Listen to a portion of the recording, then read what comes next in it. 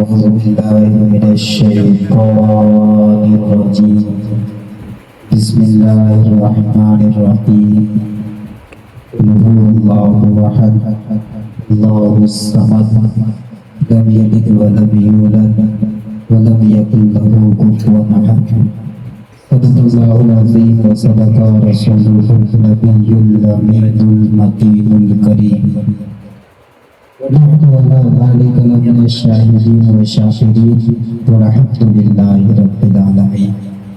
یہ سب سے پہلے درود پاک شریف کا نذرانہ عقیدت و محبت کے ساتھ پیش کریں.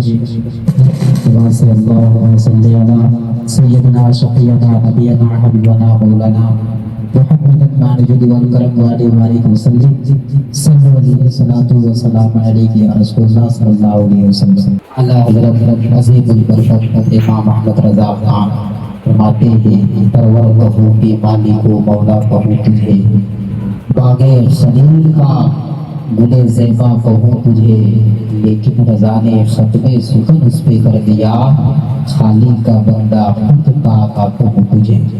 میں نے جس آیت کریمہ کی تلاوت کرنے کا شرف حاصل کیا، اللہ تبارک و تعالیٰ فرماتا ہے قرآن مجید میں، ہم اور آپ بھی جانتے ہیں کہ اللہ ایک ہے، اللہ ایک ہے تو بے نیاز ہے، اس کو کسی نے پیدا نہیں کیا، اس کی کوئی اولاد نہیں، اس کے برابر کا کوئی نہیں ہے.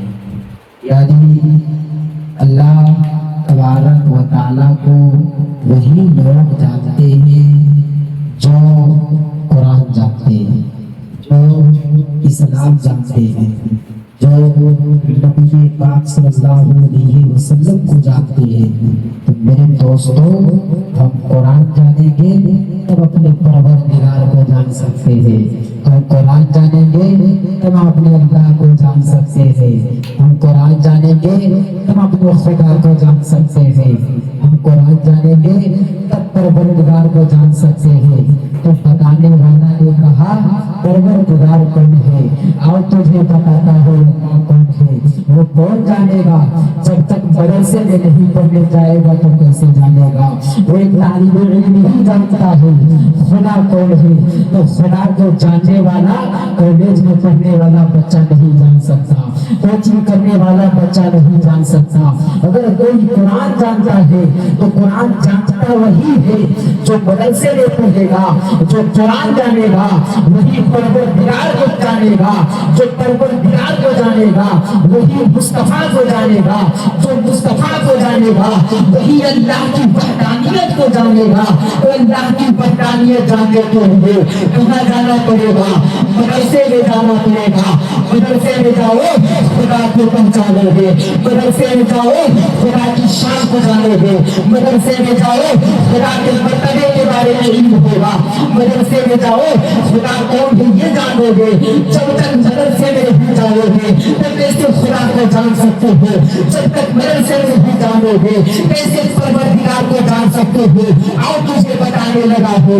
اور موسیٰ علیہ السلام فرماتے ہیں، کیا کہتے ہیں؟ میں انبیاء ہوں، میں نبی ہوں. یہ کون کہہ رہا ہے میرے دوستوں؟ اور کوئی دوسرا آدمی نہیں کہہ رہا ہے بلکہ انبیاء ہو کر کے نبی فرما رہے ہیں. وہ خود نبی ہے، وہ خود انبیاء ہے، وہ فرماتے ہیں، وہ کہہ رہے ہیں.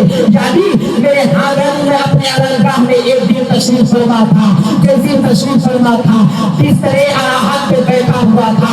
بیٹھنے کے بعد میرے ہاتھ میں ایک بوتل کی شیشی تھی، جیسی بوتل کی شیشی جب میری آنکھ لگ گئی، بوتل کی شیشی میری ہاتھ سے چھوٹ گئی. چھوٹنے کے بعد یعنی زمین پہ گئی، جیسی زمین پہ گئی جانے کے بعد وہ ٹوٹ گئی. جیسی ٹوٹی تو وہ کہتے تھے وہ کب ٹوٹی تھی؟ یعنی میری آنکھ لگ گئی تھی، میری آنکھ لگنے کی وجہ سے بوتل کی شیشی ہاتھ سے چھوٹی. چھوٹنے کے بعد زمین پہ گئی، جانے کے بعد گر گئی. تو پتا چلا اگر خدا نہ ہوتا، یعنی اگر خدا نہ ہوتا، پروردگار نہ ہوتا، تو یہ مصطفیٰ فرماتے ہیں میں انبیاء ہوگا، میں نبی ہوگا. ایک بوتل کی شیشی کو نہ سنبھال سکا، اگر جب پروردگار سو جائے گا زمین کو کوئی سنبھالے گا، آسمان کو کوئی سنبھالے